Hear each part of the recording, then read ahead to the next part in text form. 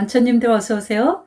여러분의 따뜻한 약손 한약 박사 최정원입니다. 오늘은 감초님들께 큰 돈복 들어오는 징조에 대해서 말씀드리려고 합니다. 자, 이런 징조 보이면 절대 놓치지 말고 꼭 잡으셔야 합니다. 누구나 재물운이 들어오는 때가 있거든요. 요 징조를 잘 파악하고 계셨다가 때를 놓치지 말고 탁 잡으셔야 됩니다. 그러면 여러분들도 부자가 될 수 있습니다. 제가 명리학, 관상학, 수상학, 장명학 중학교 때부터 공부를 했거든요. 근데 그때 어린 나이에는 제가 공부를 이렇게 하면서 뭐 조금 알게 되니까 주위 분들의 운명을 예측해주는 그게 너무 재밌더라고요. 근데 제가 이쪽 공부를 이제 뭐 한 거의 50년대에 가네요. 이렇게 오래 공부를 하고 보니까 이제는 재밌기보다 두려움이 앞섭니다. 그래도 요즘에 하도 시절이 팍팍하니까 제가 돈복 얘기 좀 한번 해보겠습니다. 말하죠. 돈이 나를 따라와야지 내가 돈을 따라가면 안 된다. 그리고 큰 돈 번 사람들이 늘 겸손하게 말합니다. 운칠기삼, 천운이 따랐다고 하죠. 이거 괜한 말이 아닙니다. 그럼 이런 천운은 특정한 사람들에게만 따르는 걸까요? 아닙니다. 누구에게나 재운의 때가 있습니다. 다만 큰 돈 번 사람들은 그 때를 잘 어떻게 포착해서 자기가 큰 돈의 행운을 잡게 된 거고요. 그렇지 못한 사람들은 자기에게 그 운이 왔는데도 놓쳐버린 겁니다. 그러니까 요 징조만 잘 알면 여러분들도 부자가 될 수 있습니다. 그러면 자, 큰 돈 들어올 때 나타나는 징조 뭐가 있는지 한번 알아보겠습니다. 관상부터 바뀌기 시작합니다.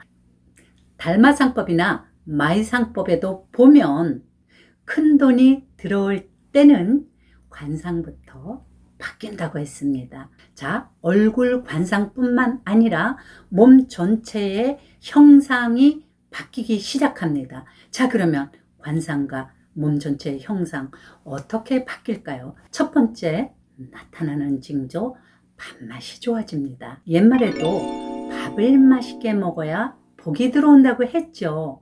이거 괜한 얘기 아닙니다. 밥맛이 좋아지기 시작했다. 이렇다면 절대 살찔 염려하지 마시고요.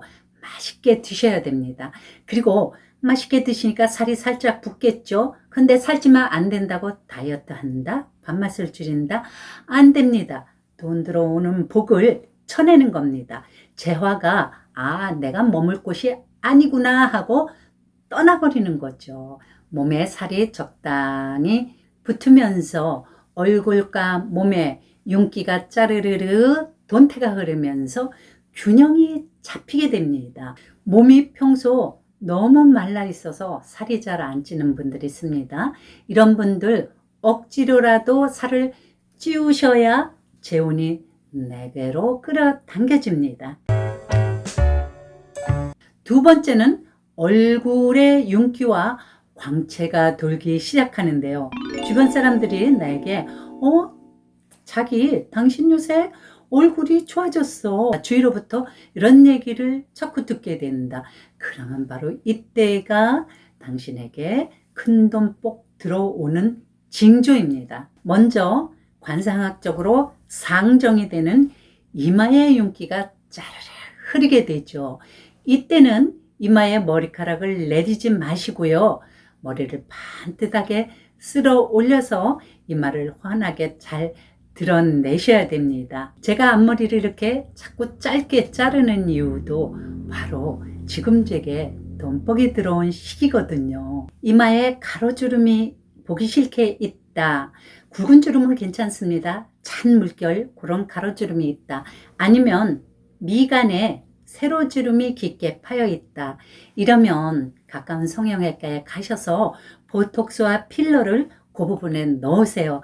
그래서 이마를 통통하게 윤기 있게 좀 다듬어 놓으시면 들어오던 돈복이 떠나지 않고 내게 머물게 됩니다. 자, 그리고 얼굴 중에서 이번엔 중정인 눈에서 코끝까지 여기에 또 윤기가 흐르는데 특히 코끝이 도톰해지면서 코끝에 윤기가 흐릅니다.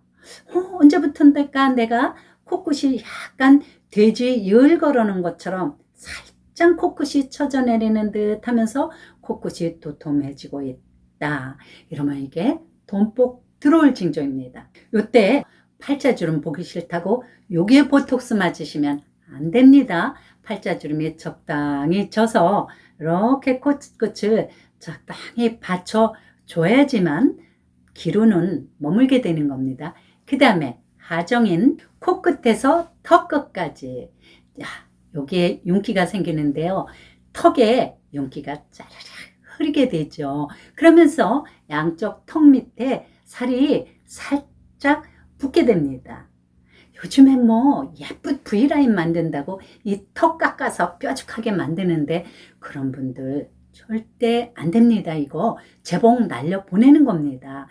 오히려 턱에 살이 없다, 턱이 좀 뾰족하다, 턱이 너무 짧다, 이런 분들은 남자분들은 수염을 기르시고 여자분들은 밝은 립스틱을 항상 좀 바르시고요. 요 턱에다가 자기 피부톤보다 한 톤 밝은 파운데이션을 좀 뽀얗게 이렇게 화장을 자주 하시면 운을 머물게 합니다. 자, 이번에는 손금이 바뀌게 됩니다. 수상학은 영어로 발미스트리라고 합니다. 수상학은 서양에서 발달된 학문입니다. 피타고라스나 아리스토텔레스도 손금 공부, 수상학 연구를 굉장히 깊게 했죠.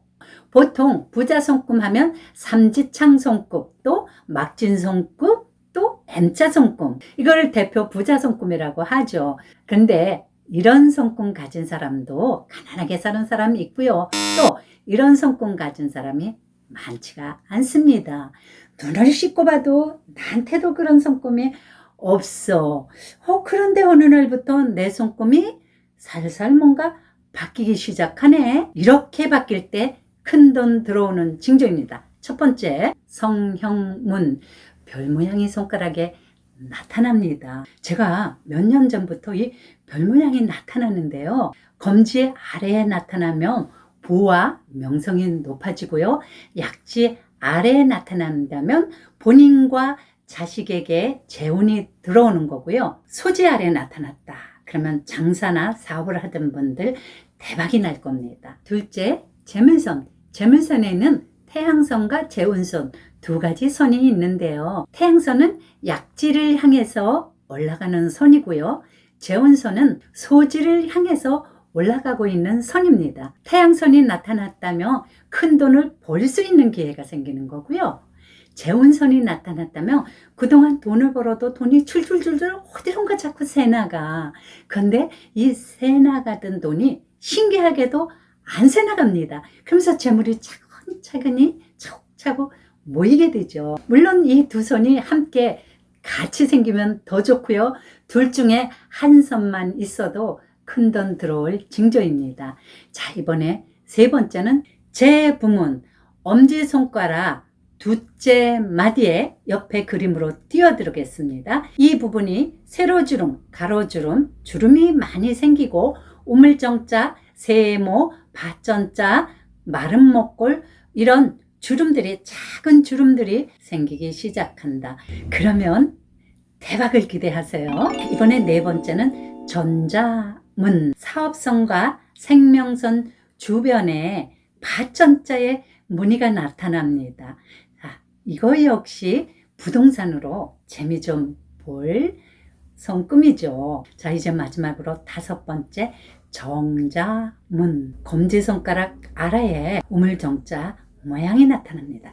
이렇게 되면 상업, 사업, 무엇이든지 하여튼 하기만 했다 하면 대박, 큰 돈이 들어올 겁니다.